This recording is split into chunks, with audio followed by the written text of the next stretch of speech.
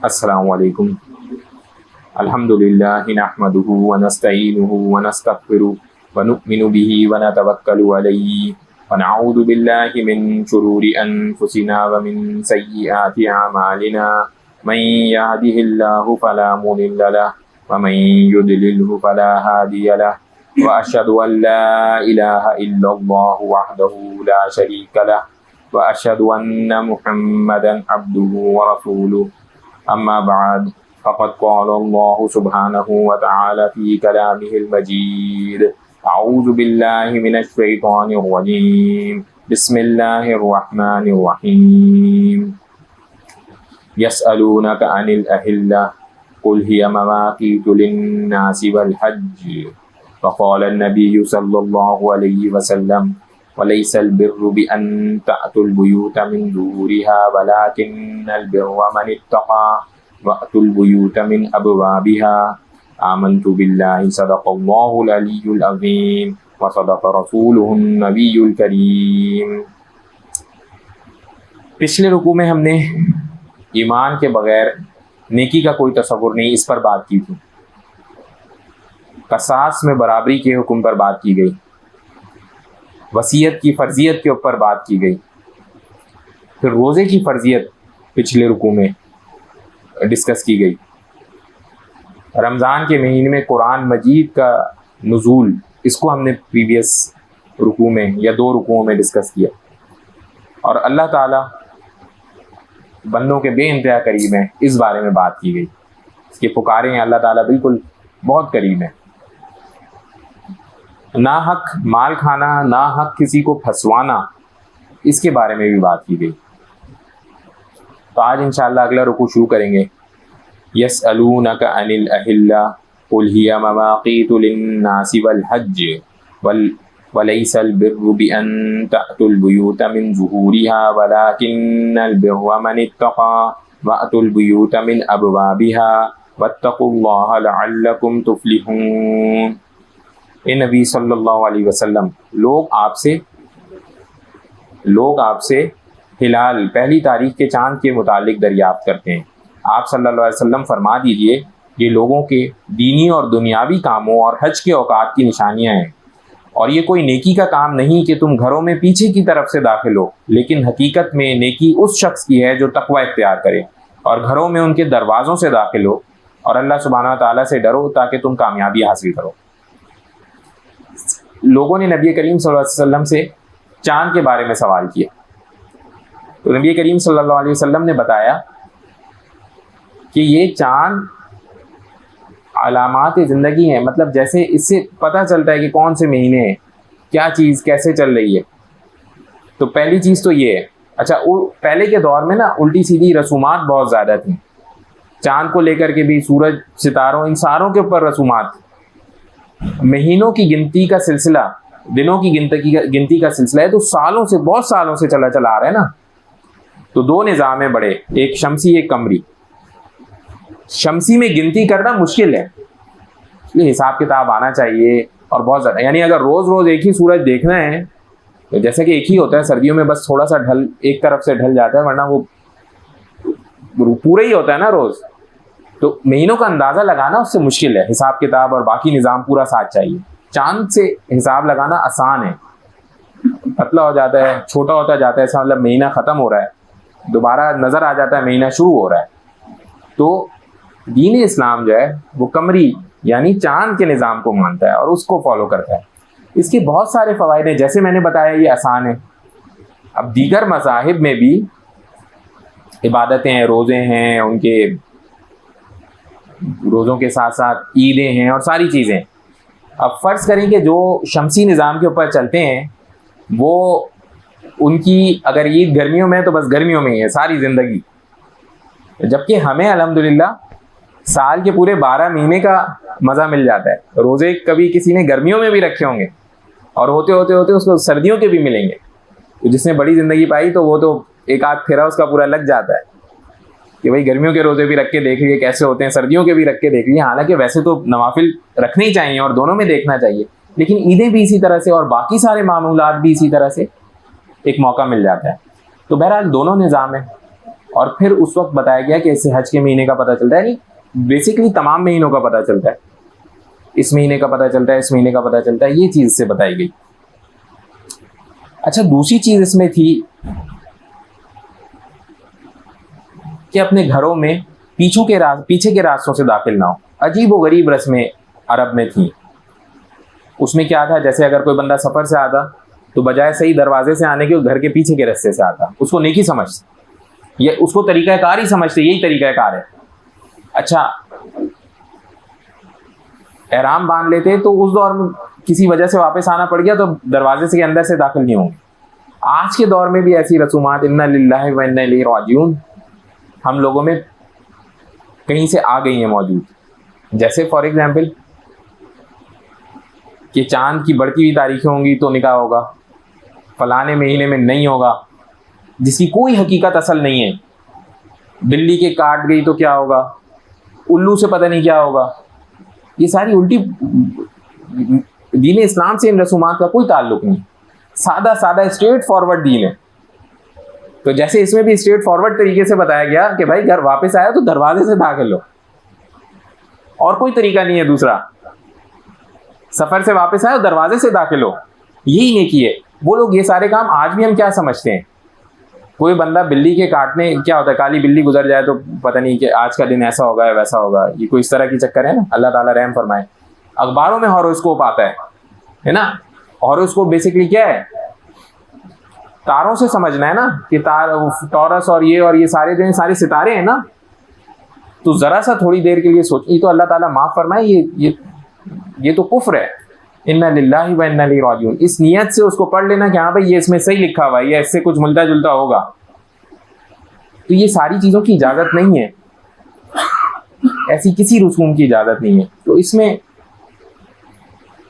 ہم جو یہ ساری چیزیں سمجھتے ہیں، نیکی اللہ تعالیٰ نے بتائی، اللہ تعالیٰ سے ڈرنے کا نام ہے۔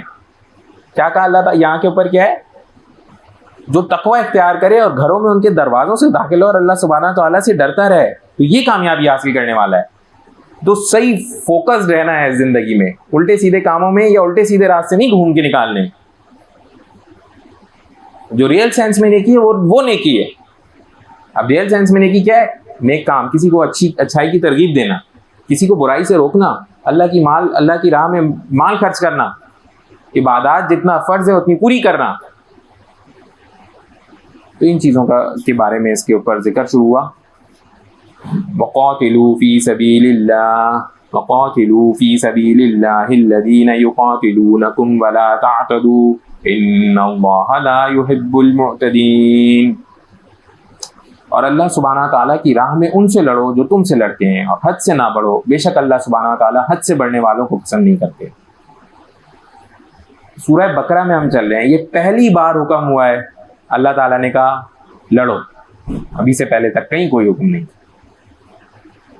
جب تک مسلمان مکہ میں تھے حکم نہیں تھا لڑنے کا، اب پہلی بار حکم آ گیا لڑنے کا۔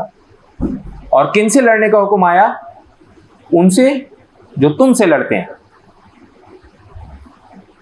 ایسے ہی نہیں، جو تم سے لڑتے ہیں۔ اور ساتھ اللہ تعالیٰ نے بتایا حد سے بڑھنے والوں کو اللہ تعالیٰ پسند نہیں کرتے، یعنی حد سے نہ بڑھو۔ اور اللہ سبحانہ تعالیٰ کی راہ میں ان سے لڑو جو تم سے لڑتے ہیں، اور حد سے نہ بڑھو، مطلب لڑائی میں حد سے نہ بڑھ جاؤ۔ انا للہ و انا الیہ راجعون۔ پہلے ایک حدیث بیان کرتا ہوں آپ کے سامنے، پھر اس کے بعد حضرت عبداللہ رضی اللہ عنہ سے روایت ہے کہ رسول اللہ صلی اللہ علیہ وسلم کے ایک غزوے میں ایک عورت مقتول ملی، نبی کریم صلی اللہ علیہ وسلم کو ایک عورت مقتول ملی، تو رسول اللہ صلی اللہ علیہ وسلم نے عورتوں کو اور بچوں کو قتل کرنے پر سخت ناگواری کا اظہار کیا اور اس سے منع فرمایا کہ یہ کیا، مطلب نہ یہ لڑتے تھے نہ کچھ کرتے تھے، ان کو کیسے قتل کیا۔ آج کل جو ہم دور دیکھتے ہیں اور حالات دیکھتے ہیں تو یہ والا احساس تو ختم ہی ہو گیا، کس کو مارنا ہے کس کو نہیں مارنا۔ اسلحے بھی ایسے جدید ہو گئے کہ وہ ایک مارو تو کتنے سارے مر جاتے ہیں لوگ، جن میں سے بہت سارے تو مظلوم ہوتے ہیں، ان کا کوئی تعلق ہی نہیں ہوتا، وہ مارے جاتے ہیں۔ نیا جدید دور آ گیا ہے نا، تو یہ بھی ایک پیشن گوئی تھی کہ اس طرح سے لوگ آپس میں لڑیں گے کہ اس طرح سے پہلے نہیں لڑتے تھے، وہ اس طرح سے لڑ رہے ہیں۔ ابھی بھی دیکھیں وہ جو جنگ ایک چل رہی ہے، بہت سارے بچے اور بہت سارے وہ، کیونکہ وہ اب ایک میزائل مارتے ہو پتہ تو نہیں ہے نا کہ وہ کس کے اوپر جا کے گرنے لگا ہے، سو مار دیتے ہیں.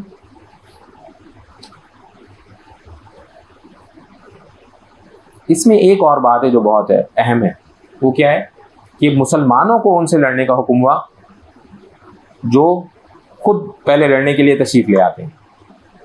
اب وہ اس کے بہت سارے انشاءاللہ آگے ہم جب مسائل پہ آئیں گے تو اس پہ ڈسکس کریں گے کہ کس طرح سے اس چیز کو دیکھا جائے.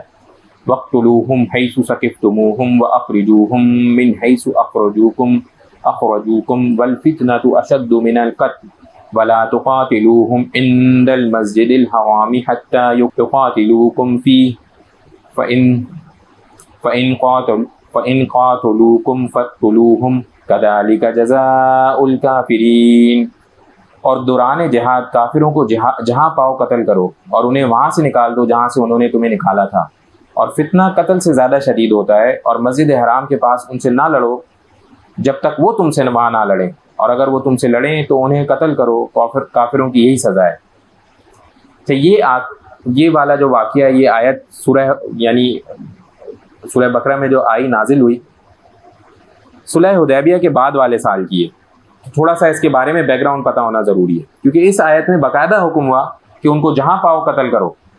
یہ بیسیکلی ہوا کیا تھا کہ پہلی بار جب مسلمان مدینہ سے عمرہ کرنے پہنچے خانہ کعبہ، تو انہوں نے نہیں کرنے دیا عمرہ کافروں نے، اور اس وقت صلح حدیبیہ ہوئی کہ بھئی اگلے سال آئیں گے. اب جب وہ اگلے سال پہنچے تو مسلمانوں کے دل میں تھا یہ پھر اپنے معاہدے سے ہٹ جائیں گے، جیسے یہ وقتاً فوقتاً بہت سارے معاہدوں سے ہٹتے رہے ہیں. تو جب ان کو یہ خیال ہوا اس وقت یہ آیتیں نازل ہوئیں، اور پھر یہ حکم مسلمانوں کو ملا کہ اب اگر یہ تم سے لڑتے ہیں تو ان سے لڑو، ان کو مارو، ان کو بھی ویسے ہی نکالو وہاں سے جیسے انہوں نے تم کو وہاں سے نکالا تھا. دیکھیں مسلمان تو مکہ میں تھے نا، پھر وہاں سے ہجرت کر کے مدینہ گئے تھے تو نکالے تھے، ظلم و ستم کی وجہ سے ان کو پکڑ پھر سارے وہاں سے انہوں نے ہجرت کی. اب ان کے لیے حکم ہو گیا کہ اب اگر تم یہ جاتے ہیں وہاں پہ ملتے ہیں اور یہ دوبارہ ویسا کچھ کرتے ہیں تو ان کو بھی مارو. اب کھلم کھلا اجازت. تو یہاں سے مسلمان جو ہیں وہ تیار ہو گئے. اس آیت میں ایک اور بہت اہم بات ہے جو ہمارے سمجھنے کی اس دور میں، مسلمان کیا کرنے وہاں جا رہے تھے؟ عمرہ کرنے جا رہے تھے نا، لڑنے تو نہیں جا رہے تھے. عمرہ کیا ہے؟ ایک فرض. اللہ تعالیٰ اس وقت تو فرض بھی اس طرح سہج نہیں تھا. عمرہ کرنے اللہ عبادت کرنے جا رہے تھے. اس وقت تک حج فرض نہیں ہوا تھا، عبادت کرنے جا رہے تھے، عمرہ کرنے جا رہے تھے. تو اللہ تعالیٰ نے قرآن میں کہا قتل سے زیادہ شدید، یعنی وہاں سے نکال دو جہاں سے انہوں نے تمہیں نکالا، اور فتنہ قتل سے زیادہ شدید. فتنہ قتل سے زیادہ شدید ہے. اب یہ کیا فتنہ ہے جس کے لیے قتل کی اجازت مل گئی؟ یہ کیا فتنہ ہے؟ اللہ کی عبادت سے روکنے کو فتنہ کہا. عمرہ کرنے جا رہے ہیں نا، اللہ کی عبادت کرنے جا رہے ہیں، اس سے روکنے والے کو کیا کہا؟ یہ فتنہ ڈال رہے ہیں، ان کو قتل کرنے کی اجازت دی گئی. انا للہ و انا الیہ راجعون. آج کے حال، آج کے دور میں دیکھیں نا تو آپ کو اتنے سارے لوگ مل جائیں گے انا للہ و انا الیہ راجعون نماز سے روکیں گے، روزوں سے روکیں گے. بہت سارے ایسے ملیں گے بولیں گے حج کرنے کی ضرورت کیا ہے، وہ پیسے اٹھا کے غریب کو دے دو، قربانی کرنے کی ضرورت کیا ہے. اگر صحیح اسلامی نظام قائم ہو تو یہ سارے حضرات جو ایسے فرائض کو منع کرتے ہیں یہ واجب القتل ہوں، صرف اپنے ان کلمات کی وجہ سے. یہ اتنا زیادہ شدید فتنہ ہے نا، کتنے مسلمان اس کی وجہ سے بہک جاتے ہیں. واقعی وہ حج جو کہ فرض تھا اس کے اوپر، اس کے پیسے اٹھا کے غریب کو دے دیتے ہیں. بھائی کھلانا پلانا اللہ سبحانہ و تعالیٰ کی ذمہ داری ہے. کتنا آپ کھلاؤ گے پلاؤ گے؟ کتنے لوگوں کو کھلا لو گے؟ کتنے لوگوں کو پلا لو گے؟ سمندر میں انگنت مچھلیاں ان کو کھانا ملتا ہے. تو یہ ساری فکر ہم مسلمانوں کو ہو گئی ہے کہ اس کو کھانا کیسے ملے گا، اس کے لیے کچھ کیا ہوگا اپنا جس کو پتہ نہیں. تو اللہ تعالیٰ کا دین جیسے ہے ویسے ہی ہے. تو آج کے دور میں تو فتنوں کی یہ کیفیت ہو گئی ہے. وہ کہتے ہیں جی ایمان کا کیا حال ہے کہ نماز اور یہ ساری چیزیں تو اپنی جگہ، اصل چیز تو جو ہے وہ دل پاک ہونا چاہیے. انا للہ و انا الیہ راجعون. اپنی اپنی تعویلات، اپنی اپنی تعویلات. جس چیز کو ہے سو حکم ہے، فرض ہے تو فرض ہے. اس کو فتنہ کہا گیا اور اس کے اوپر جنگ کرنے کی اجازت دی گئی، اس کے اوپر جنگ کرنے کی اجازت دی گئی. کفار سے ہو رہی تھی. ایک بندہ ہے نا وہ کہتا ہے کہ مجھ سے نہیں پڑھی جاتی نماز, مجھ سے نہیں رکھا جاتا روزہ, مجھ سے نہیں, میں کمزور ہوں, یہ بات اور ہے. لیکن ایک بندہ تبلیغ کرتا ہے کہ جی نماز سے کچھ نہیں ہوتا, روزے سے کچھ نہیں ہوتا. تو یہ جو ہے نا, یہ بندہ, اس کی پھر کوئی اجازت گنجائش دین اسلام میں نہیں ہے, اس کو فتنہ کہا گیا. اس دور میں بھی ہے, اس سے بچنا بہت ضروری ہے, اس سے بچنے کا اہتمام ہم سبوں کو کرنا چاہیے. فَإِنِ انْتَهَوْا فَإِنَّ اللَّهَ غَفُورٌ رَحِيمٌ. پھر اگر وہ باز آ جائیں تو بے شک اللہ سبحانہ و تعالیٰ بخشنے والا مہربان. اب یہ دیکھیں کتنی خوبصورت بات ہے اس کے ساتھ. ابھی بات ہوئی کہ ان کو قتل کرو, پھر کہا باز آ جائیں تو اللہ تعالیٰ بخشنے والے مہربان. اب باز آ جائیں سے یہاں کے اوپر تفسیرات میں لکھتے ہیں, دیکھیں بڑی خوبصورت بات ہے, اس کو سمجھیے گا. ایسے کافر کو بھی قتل کرنا جائز نہیں ہے جو ان سارے معاملات میں مسلمانوں کو کچھ نہیں کہتا, اپنی عبادت کر رہا ہے, اپنے معاملات کر رہا ہے, لیکن مسلمانوں کے بارے میں کوئی بات نہیں کرتا, مسلمانوں کو ان کے اعمال سے روکتا نہیں ہے, مسلمانوں سے کوئی دشمنی والا معاملہ نہیں ہے. تو ایسوں کو پھر ان کو چھوڑ دو, باز آ جائیں ان کو چھوڑ دو. بات سمجھ گئے آپ؟ تو ایسے حضرات جو ہمارے بیچ میں بھی ہیں اور جو خدا نہ خواستہ دین اسلام کے خلاف باتیں کرتے ہیں, وہ اگر باتیں کرنا چھوڑ دیں, وہ اس سے رک جائیں, تو بس پھر کوئی نہیں ہے, پھر کوئی ماجرا نہیں ہے. لیکن یہ بات ان کو بتانا, ان کو سمجھانا ہے ضروری. وَقَاتِلُوهُمْ حَتَّى لَا تَكُونَ فِتْنَةٌ وَيَكُونَ الدِّينُ لِلَّهِ فَإِنِ انْتَهَوْا فَلَا عُدْوَانَ إِلَّا عَلَى الظَّالِمِينَ. اور ان سے لڑتے رہو یہاں تک کہ کوئی فتنہ باقی نہ رہے اور دین اللہ سبحانہ تعالیٰ کے لیے ہو جائے. پھر اگر وہ باز آ جائیں تو سوائے ظالموں کے کسی پر سختی نہیں کی جائے گی. اچھا یہ بات دیکھیں, یہ جو ہے نا یہ حکم, اور ان سے لڑتے رہو یہاں تک کہ, یہ حکم خصوصاً عرب کے لیے, جہاں کے اوپر سے حکم ہوا کہ عرب کی سرزمین سے ساروں کے سارے جتنے بھی مشرکین ہیں ان کو نکالو. تو وہ دور آیا آگے, مسلمان جب عروج کے اوپر تھے, تو جو عرب کا خطہ تھا وہاں کوئی بت پرست نہیں تھا, وہاں کوئی اس طرح کا کوئی سوال نہیں تھا, نکالے گئے وہاں سے سارے کے سارے اللہ کی دین کے لیے. اس میں حکم ہوا اللہ کے دین کے لیے, اللہ کا دین قائم کرو. جو ان میں سے باز آ جائیں ان کو چھوڑ دو, جو ظالم ہیں ان کے ساتھ زیادتی کی جائے گی. اس کی اجازت اللہ تعالیٰ نے خود دی. انفارچونیٹلی یہ سب کچھ ہو گیا, وہ سارے کے سارا خطہ پاک و صاف ہو گیا. انفارچونیٹلی گزشتہ سالوں میں مسلمانوں نے خود سے وہاں اجازت دے دی بت کی پوجا کی. یہ بس یہ اللہ تعالیٰ کے عذاب کو بلانے والی کام ہے, حرکات ہیں. اجازت جس چیز کی نہیں اس سرزمین پہ, تو نہیں ہے اس سرزمین پہ اجازت. تو وہ جب دوبارہ اللہ تعالیٰ کو پھر سے حکم ہوگا اللہ تعالیٰ کی طرف سے, دوبارہ اللہ تعالیٰ ساری کی ساری چیزیں ہٹوائیں گے, صاف کروائیں گے, کرواتے رہیں. وہ زوال اور اونچائی تو اللہ تعالیٰ دیتے رہتے ہیں نا. پھر تو ہماری جو کیفیت ہے اس وقت, تو کیا ہے, سخت خطرے میں, اور سب سے زیادہ جو ہے وہ مشکل میں. تو بہرحال اس سرزمین کے اوپر اللہ تعالیٰ نے حکم کیا کہ ان سے لڑتے رہو اس وقت تک جب تک کہ یہ جگہ پوری صاف نہ ہو جائے اور کوئی پھر شرک کرنے والا رہ نہ جائے وہاں کے اوپر. الشہر الحرام بالشہر الحرام والحرمات قصاص فمن اعتدى علیکم فاعتدوا علیہ بمثل ما اعتدى علیکم واتقوا اللہ واعلموا ان اللہ مع المتقین. ادب والے مہینے کے بدلے ادب والا مہینہ ہے, اور تمام ادب والی چیزوں کا بدلہ ہے.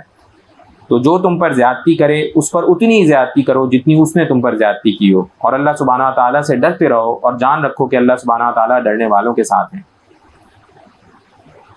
اب مسلمانوں کو اللہ تعالیٰ نے قوت دے دی تھی, حکم دے دیا جہاد کا, اور مکہ ہی جا رہے ہیں, عمرہ بھی کریں گے, اور وہیں پر ان کو پوری اجازت ہے کہ ابھی اس وقت پتہ ہے مکہ کا موقع ہے. تو مسلمانوں کے اوپر جو مکہ میں تھے جب انہوں نے ہجرت کی مدینہ, ان کے اوپر بے انتہا مظالم کیے گئے, بے انتہا, جس کا ہم اور آپ تصور بھی نہیں کر سکتے, اور اس کے بعد بھی وہ اپنے دین پر قائم رہے. تو ڈر اور خوف یہ آیا کہ جب یہ وہاں پہنچیں گے تو یہ بدلہ لیں گے, ان سے بدلہ لیں گے جنہوں نے ان کے ساتھ ظلم کیا تھا, اور اس کی اجازت بھی ہے. تو اللہ تعالیٰ نے اجازت اتنی دی کہ جتنا ظلم انہوں نے کیا وہ تو نہیں, اس سے زیادہ نہیں, اس سے زیادہ کیا تو اگر پھر اللہ تعالیٰ جو ہے وہ ایسے لوگوں سے محبت نہیں کرتے.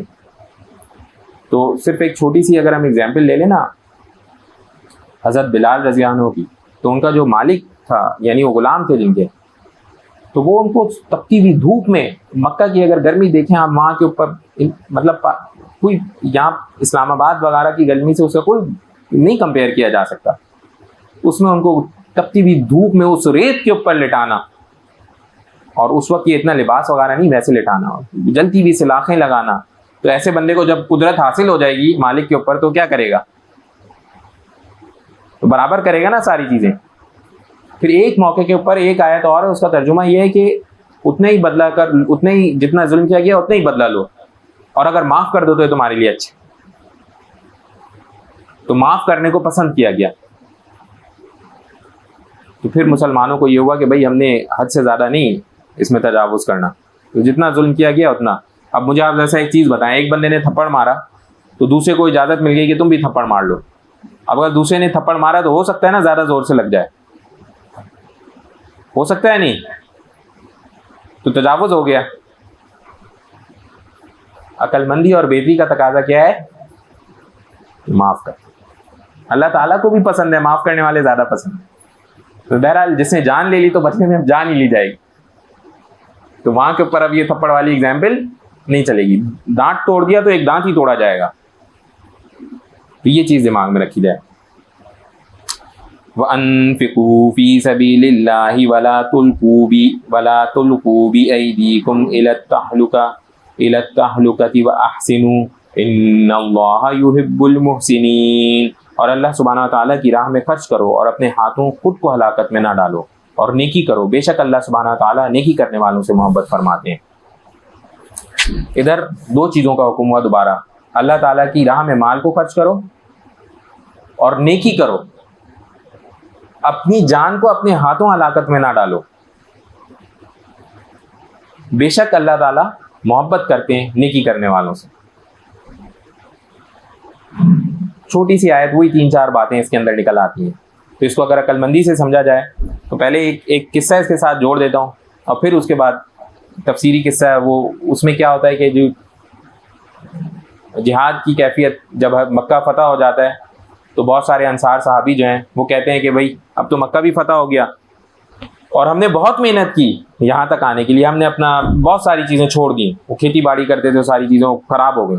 تو اب جب یہ فتح ہو گیا تو ہم واپس لوٹتے ہیں اور اب وہ سب چیزیں بھی دیکھتے ہیں. تو اللہ تعالیٰ نے کیا کہا اس میں، پھر یہ آیتیں نازل ہوئیں کہ نہیں بھائی رکنا نہیں ہے، نیکی میں آگے چلتے چلے جاؤ. یہ نیکی ہے نا جہاد، اس سے بڑی کیا نیکی ہے؟ سب سے مشکل کام ہے. یقین مانے کیا حج، روزہ، کیا نماز، کیا زکوٰۃ، یہ جتنا بڑا فریضہ ہی ہے جہاد کا ہے، کوئی میچ نہیں ہے. تو اس میں پھر کچھ لوگوں کا یہ، کچھ صحابی کا یہ، اجمعین حضرات کا یہ ہوا کہ بھائی ہم بس ہو گیا ہماری طرف سے. تو اس پہ اللہ تعالیٰ نے کہا نہیں، اللہ کی راہ میں مال خرچ کرتے جاؤ، نیکی میں سبقت لیتے جاؤ، اور ایسے خیالات جو آپ کو روکے نیکی سے وہ لانے کا نتیجہ یہ نکلے گا پھر کہ اپنی جان ہلاکت میں ڈالیں. اسی کوئی گنجائش نہیں ہے. پھر ہمارے لیے ایک بڑی کام کی بات اس میں کیا ہے، ہم تو جہاد والی کیفیت میں نہیں ہے، نہ ویسا معاملہ ہے. اللہ تعالیٰ نیکی کرنے والوں سے محبت کرتے ہیں. اللہ تعالیٰ کی راہ میں جو لوگ مال خرچ کرتے ہیں اللہ تعالیٰ ان سے محبت کرتے ہیں. اس نیت کے ساتھ اب ہر کوئی بندہ یہاں کمانے والا جو بھی بیٹھا وہ پیسے تو خرچ کرتا ہی ہے نا، بیوی بچوں پہ خرچ کرتا ہے، نہیں تو ماں باپ، بھائی بہن، رشتہ داروں پہ خرچ کرتا ہے نا مال. یہ سارا خرچ کرنا یہ نیکی ہے. اپنی نیت بنائیں، یا اللہ یہ آپ نے میرے رشتہ دار، میرے بیوی بچے، میرے بھائی بہن، میرے والدین، میرے عزیز و اقارب، ان کی جو مدد کرتا ہوں یا اللہ آپ کی رضا ہے، ان کے لیے جو کرتا ہوں یا اللہ آپ کی رضا ہے. تو بھلے جا کے الگ سے کسی کو 10 روپے نہیں دیے، وہی دودھ جو اپنے بچے کے لیے خریدنا تھا وہی دودھ خریدا، لیکن نیت یا اللہ، تو پھر بات تبدیل ہوگی. اور نیکی کا حکم مگر ساتھ جوڑ کے رکھنا ہے. نیکی کا حکم بچوں کو، اگر بچے ہیں تو ان کو بھائی نماز پڑھتے ہوئے نہیں، بڑوں سے ادب سے رہتے ہوئے نہیں، برائی کی طرف تو نہیں جا رہے، بھائی ہیں چھوٹے، چھوٹی بہن، کوئی بھی ہے، تو نیکی کا حکم اپنے ساتھ اگر جوڑ کر رکھا تو بس سمجھ جائیں آپ ان لوگوں میں جن سے اللہ تعالیٰ محبت کرے. اور یہ کوئی مشکل کام نہیں ہے. کچھ نہ کچھ اللہ تعالیٰ نے دسترس ایک انسان کو دے کے ہی رکھی ہے کچھ لوگوں کے اوپر. کم سے کم درجے میں اپنے، کوئی بھی گھر میں ایسا نہیں ہے جس کو کوئی بات کہی جا سکتی ہو تو اپنے ساتھی کو کہہ دیں، کام جس کے ساتھ کرتے ہیں اس سے کہہ دیں، سڑک پہ کھڑے ہوئے کسی بچے سے کہہ دیں، لیکن نیکی کا حکم جاری رکھیں اور اللہ تعالیٰ کی راہ میں مال خرچ کریں. وَأَتِمُّوا الْحَجَّ وَالْعُمْرَةَ لِلَّهِ فَإِنْ أُحْصِرْتُمْ فَمَا اسْتَيْسَرَ مِنَ الْهَدْيِ وَلَا تَحْلِقُوا رُؤُوسَكُمْ حَتَّى يَبْلُغَ الْهَدْيُ مَحِلَّهُ فَمَنْ كَانَ مِنْكُمْ مَرِيضًا أَوْ بِهِ أَذًى مِّن رَّأْسِهِ فَفِدْيَةٌ مِّن صِيَامٍ أَوْ صَدَقَةٍ أَوْ نُسُكٍ فَإِذَا أَمِنْتُمْ فَمَنْ تَمَتَّعَ بِالْعُمْرَةِ إِلَى الْحَجِّ فَمَا اسْتَيْسَرَ مِنَ الْهَدْيِ فَمَنْ لَمْ يَجِدْ فَصِيَامُ 3 أَيَّامٍ فِي الْحَجِّ و7 إِذَا رَجَعْتُمْ تِلْكَ 10 كَامِلَةٌ ذَلِكَ لِمَنْ لَمْ يَكُنْ أَهْلُهُ حَاضِرِي الْمَسْجِدِ الْحَرَامِ وَاتَّقُوا اللَّهَ وَاعْلَمُوا أَنَّ اللَّهَ شَدِيدُ الْعِقَابِ. اور حج اور عمرے کو اللہ سبحانہ تعالیٰ کے لیے پورا کرو.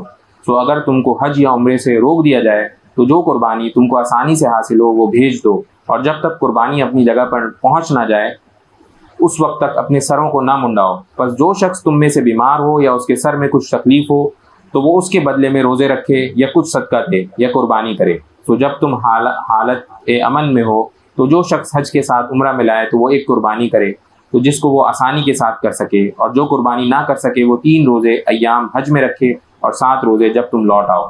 یہ کامل 10 روزے ہیں.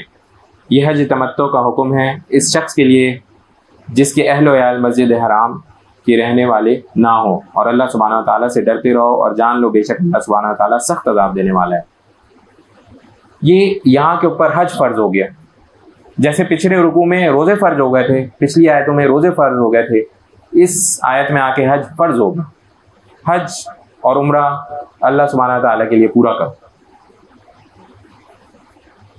اب اس کے ساتھ پورے حج کے مسائل ہیں، وہ میں نہیں ادھر بیان کر سکتا. اس کا طریقہ کار یہ کہ جو حضرات جس بھی مفتی صاحب سے یا جس بھی امام صاحب سے تعلق رکھتے ہیں وہ ان سے پورا سمجھیں کہ بھئی عمرہ کرنے جا رہا ہوں یا حج کرنے جا رہا ہوں، اللہ تعالیٰ نے توفیق عطا فرمائی ہے تو بتائیں میرے لیے کیا معاملات ہیں. وہ جس طرح سے بتاتے ہیں ویسے کریں، کیونکہ اس کی بے انتہا تفسیر ہے. ادھر مگر کچھ حدیثیں ہیں اور کچھ باتیں، کیونکہ آج کل کے دور میں یہ بے انتہا پھیلنا شروع ہو گیا ہے. وہ روکتے ہیں لوگ حج سے تو اتنا کھلم کھلا روکنا شروع ہو گیا انا للہ و انا الیہ راجعون کہ وہ پیسے کسی اور کام میں لگا لو. حالانکہ انسان کو پوری کوشش کرنی چاہیے کہ حج کے برابر مال جمع کرے، مال جمع کر کے جا کے حج کرے. جیسے کتنی چیزوں کے لیے مال جمع کرتے ہیں نا، تو کچھ غیر ضروری چیزوں کے لیے مال جمع کرنا روک کر کے پہلے حج کے لیے مال جمع کرے. یہ اتنی بڑی سعادت ہے. گھر وہ بڑے سے بڑا بنانے کی خواہش کرتا رہتا ہے، حج مگر نہیں کرتا. گاڑی وہ بڑی سی بڑی خریدنے کی خواہش کرتا رہتا ہے، حج مگر نہیں کرتا. تو وہ بالکل مناسب رکھ کے پہلے حج کرنے کے لیے مال جمع کرنا چاہیے اور حج کر کے آنا چاہیے. استطاعت دے دی اللہ تعالیٰ نے تو عمرہ کر لے، عمرے کے لیے پیسے تھوڑے جمع کر لے، لیکن اس سے بھی پہلے کوشش حج کی کرنی چاہیے. حج فرض ہے. تو سورہ آل عمران، اور اللہ تعالیٰ کے لیے لوگوں پر بیت اللہ کا حج کرنا فرض ہے جو بھی اس کی راہ کی طرف استطاعت رکھتا ہو. جس کے پاس اتنا مال آ گیا اور جتنے دن اس نے جانا ہے اور وہاں سے واپس آنا ہے، اتنا اس کا پیچھے یہاں کوئی کام سنبھالنے والا، اس کا گھر سنبھالنے والا موجود ہے، اس کو پہلی فرصت میں جا کے حج کر کے آنا ہے. اب اس کے اوپر حج فرض ہو گیا.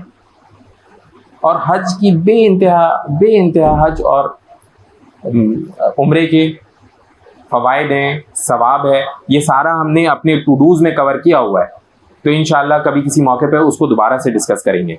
تو فی الحال ایک دو آپ کے سامنے حدیث حج کے بارے میں پیش کر دیتا ہوں. حضرت ابو ہریرہ رضی اللہ تعالیٰ عنہ فرماتے ہیں کہ رسول اللہ صلی اللہ علیہ وسلم نے فرمایا، ایک دن خطبہ دیا اور اس میں فرمایا، اے لوگوں تم پر حج فرض کر دیا گیا ہے، لہٰذا حج ادا کرو. یہ فرضیت ہے حج کی. جیسے ہم نماز کے لیے خیال کرتے ہیں، روزے کے لیے خیال کرتے ہیں، اب ہم دل میں رکھیں کہ بھائی حج جو ہے نا فرض ہے، میں نے ادا کرنا ہے. پوری کوشش کی جائے جوانی میں حج کیا جائے، پوری کوشش کی جائے. جو ہمارے یہاں یہ بھی کانسیپٹ ہے بوڑھے ہو جائیں گے تو پھر حج کریں گے، یہ کوئی نہیں اس کی گنجائش. دل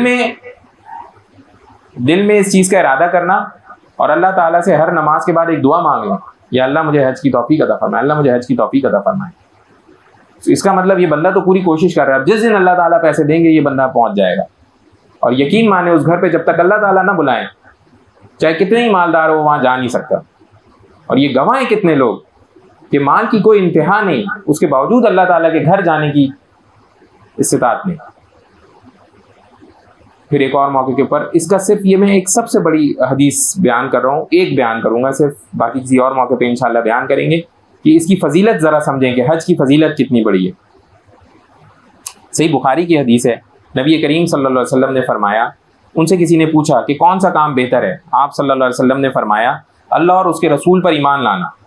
پوچھا گیا پھر اس کے بعد کیا ہے؟ آپ صلی اللہ علیہ وسلم نے فرمایا کہ اللہ کے راستے میں جہاد کرنا. پھر پوچھا اس کے بعد کیا ہے؟ تو آپ صلی اللہ علیہ وسلم نے فرمایا حج مبرور. یعنی سوچیں، سب سے پہلی چیز تو ہو گئی اس میں مسلمان. جو بندہ مسلمان ہو گیا، اللہ تعالیٰ پہ اور اللہ کے رسول پر ایمان لے آیا، یہ سب سے ٹاپ لیول کا کام ہو. اب پوچھا اس کے بعد سب سے اہم کام کیا ہے؟ تو دیکھیں آپ، وہ کیا ہے؟ جہاد، اللہ کی راہ میں جہاد. یہ بہت مشکل کام ہے بھائی. کہنے کو باتیں بڑی بڑی کرنے کو لوگ تیار ہو جاتے ہیں، اصل موقع ہو تو پتہ چلے. تھوڑا بھی جو حال ہے نا وہ یوکرین کا، تھوڑا سا آپ لوگ کوشش کریں کہ اسے پڑھیں اور ذرا دیکھیں کیفیت کیسی ہے، تو کیا زندگی ہے.